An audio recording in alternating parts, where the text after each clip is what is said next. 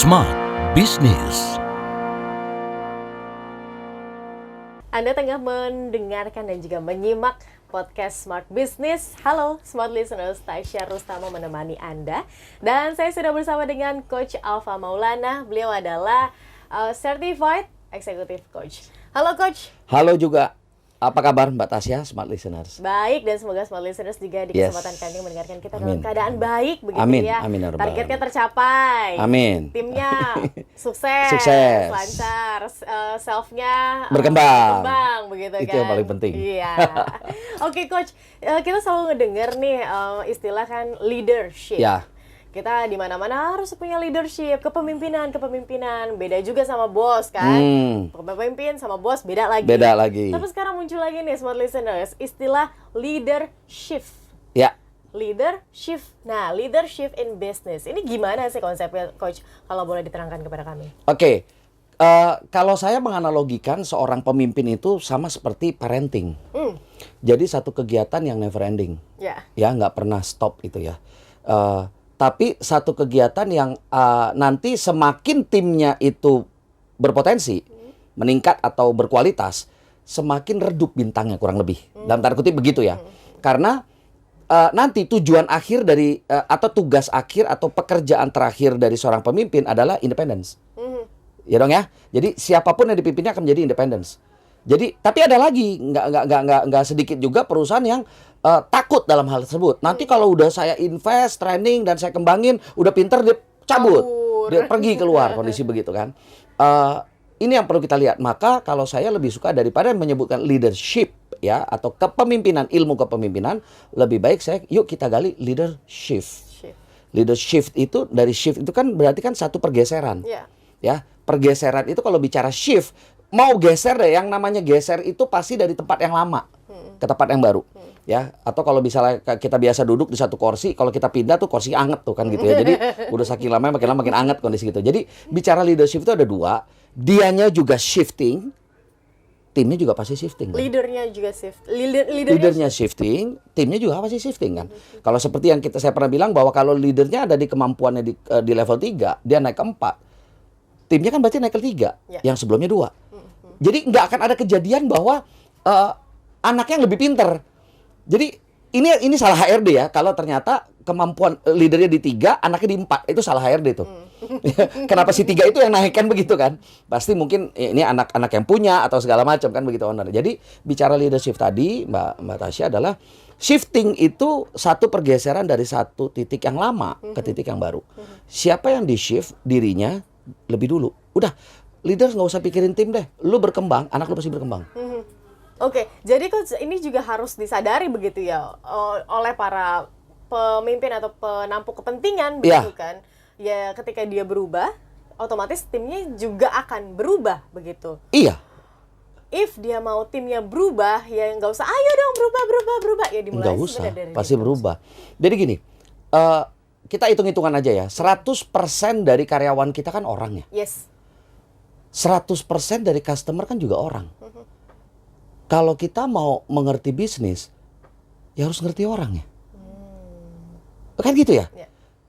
Ya kecuali kalau misalnya ada dari Smart Listeners yang ternyata target marketnya adalah bukan orang gitu loh ya.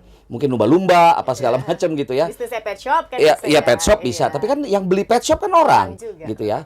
Kita nggak tahu deh. Tapi 100% dari karyawan itu orang. Yes. 100% dari customer orang. Disinilah maka saya selalu bilang bahwa ilmu yang harus dikuasai sebagai seorang pemimpin atau mau berhasil di bisnis, ilmu orang. Atau kalau kata teman-teman saya di Jogja itu ngewongke, Mbak. Ngorangin orang gitu loh. Itu yang jarang sekarang. Betul nggak? Benar. Betul ya? Benar. Itu yang jarang sekarang. Orang itu cuma dinilai sebagai satu alat untuk mencapai dreams-nya dia. Orang itu menjadikan dieksploit jadinya ya. Bukan diorangin orangnya jadinya. Maka banyak banget ilmu-ilmu tentang kepemimpinan. Kalau saya lebih suka, kiblat saya sih ya ke Ki Hajar Dewantoro. Ya, ing arso sung tulodo, ing madyo mangun karso tuturian. Jadi leadership itu sebenarnya ada di tengah. Ini kan yang sangat aneh nih kan, leaders lo ya, kan pemimpin, harus kan di depan. Tapi kalau kita memahami 3 kalimat dari Ki Hajar Dewantara itu, ternyata posisi leader itu di tengah. Ingarso Sung Tulodo, ketika di depan dia memimpin, ketika di tengah dia akan ngayomi, ketika di belakang dia akan memberi support. Berarti kan saya mau kaitkan dia ada di depan, ada di belakang, ada di tengah. Oh ini korlap ini, koordinator lapangan. Berubah-berubah. Iya kan? Bergerak dia. Jadi kalau di depan dia, ayo, kayak kalau lihat demo-demo ya, dia bisa memberikan orasi, tapi dia bisa turun dari truk orasi ke tengah, nyatuin lagi teman-teman barisan lagi, di belakang yang ketinggalan juga disapu lagi. Nah, ini leaders. Maka kan kalau orang ada di depan, tengah, belakang ini kan pasti nge-shifting nih. Ngegeserin orang. Nah, pasti kerjanya orang. Maka satu apresiasi terburuk di dalam dunia sales adalah dengan mempromosikan sales menjadi manajer. Itu apresiasi paling buruk loh Mbak. Karena kenapa? Dulu dia jago jualan, jago closing, sekarang dia disuruh ngelola orang. Ilmu orang itu ilmu yang gak gampang. Bener. Maka kalau mau ngerusak performa sales yang udah top performer, gampang lo naikin ke manajer, ntar juga dia nyungsep. Kan begitu. Udah pasti kok, udah pasti. Kalau saya bisa bilang dari pengalaman saya, 7 dari 10 sales yang dulu top performance dinaikin ke managers, lambat laun menurun performance-nya. Tapi realitanya itu yang terjadi. Itu dia yang Kalau misalnya terjadi. kamu top performance, kamu pasti kan dinaikin jadi manajer. Itu yang terjadi. Yes. Nah, naik nggak apa-apa, tapi dibekali nggak? Ya, itu yang tidak. Yang kadang-kadang enggak ya miss ya dari perusahaan. Iya, sama dengan ilustrasi begini Mbak. Ketika kita nyetir mobil di tol Jagorawi, ya tol Jagorawi itu kita pasang gigi 5. Spesifik ya, tol Jagorawi. Oke. Iya, ya paling enak tol Jagorawi soalnya. Kalau dalam kota soalnya agak turun naik, kena macet juga kan begitu ya. Bener. Iya, ada truk dikit macet gitu ya. Saya paling suka tol Jagorawi memang benar, karena kita bisa benar-benar memacu sampai gigi 6 kalau ada. Iya. Dalam kota bohongan. Tol dalam kota tuh bohongan tuh. Entah ada apa pasti berhenti. Masih berarti. Ada kucing lewat aja berhenti itu macet ya. Oke, tol Jagorawi ya saya bilang ya. Nah, itu kita kan bisa memacu kecepatan kita dalam waktu singkat, akselerasi sampai gigi 5 paling mentok gasnya. Oke? Itu komelin polisi ntar. Tapi kalau tol Jagorawi belum ada, Mbak. belum ada. Belum ada. Jadi belum ada yang weng terus dikejar gitu. Aman ya? Ah, itu cuma ada di luar negeri itu ya. Di sini belum ada kayak gitu ya. Nah, tapi apa yang terjadi ketika kita jalan tol Jagorawi, keluar ke Gadok, naik ke puncak Starbucks itu, masih gigi 5 nggak? Enggak. Mau nggak mau gigi 1. Bener. Semua mobil, mau mobilnya angkot kek, mau lu mobilnya itu nanti Lamborghini kayak keluar Gadok sama kayak angkot gigi 1. Karena nanjak. Sama dengan sales ilustrasinya. Waktu jadi sales itu di tol Jagorawi, targetnya sama seperti itu. Tapi ketika dia dapat tim, targetnya kan nambah. Yes. Target nambah itu ilustrasinya ketika jalan menanjak. Kalau jalan menanjak nggak mungkin gigi 5 lah. Iya.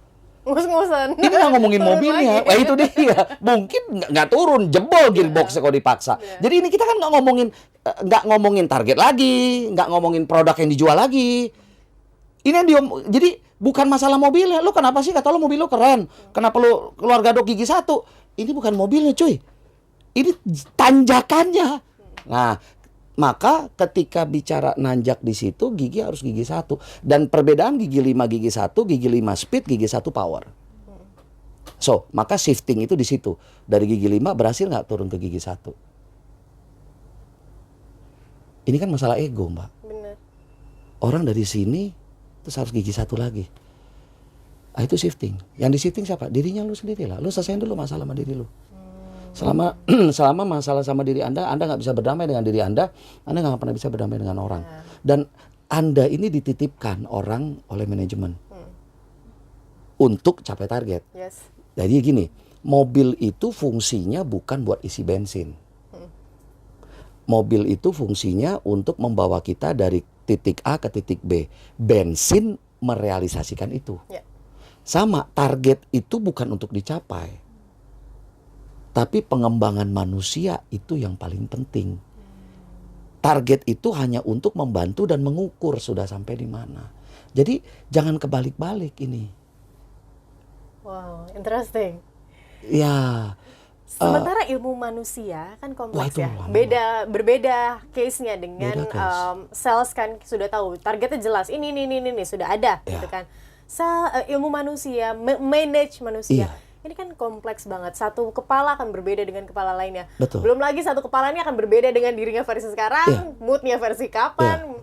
Ini tentu akan jadi tantangan ya. Bicara tantangan iya, tapi justru kalau saya lebih suka ngeliatnya justru enaknya di situ kan. Justru enaknya di situ.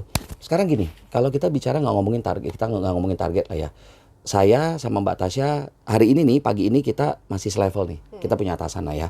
Masih selevel, kita makan siang bareng. Biasa seperti biasa, kita makan siang keluar bareng. Sepulang dari makan siang, kita kembali.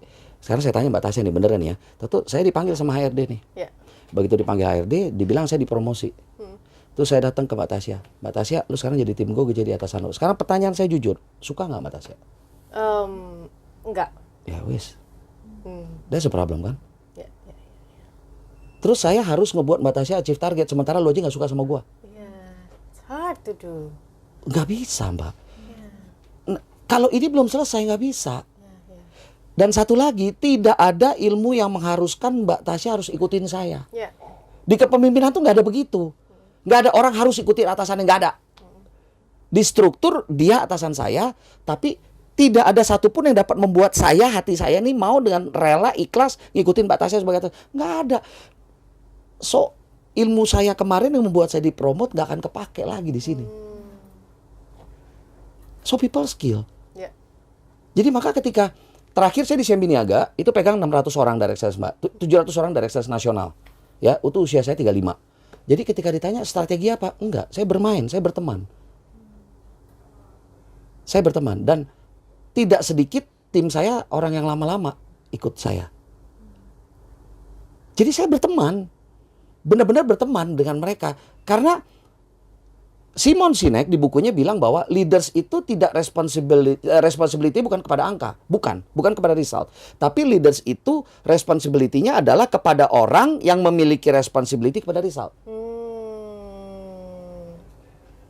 Jadi di sini penerapan get things done through others kan. Ya. Tapi sama manajer sekarang itu benar-benar ditelan bulat-bulat. Get things done through others, ya udah, lu kerjain kerjaan gua. Bahkan nggak mau keluar ruangan. Gak apa-apa, pokoknya lu kerjaan gua lah segala macam lah gitu ya. Itu kayak ilmu Tai Chi Master kan. Jadi ngelemparin masalah ke semua ke tim kan ya. Nah, jadi seperti itu. Jadi kalau saya bilang dari ilmu itu bahwa people skill yang harus Mbak. Jadi di antara kita ngomong semua tentang target segala macam, back to square one. People skill lu gimana? Dan ini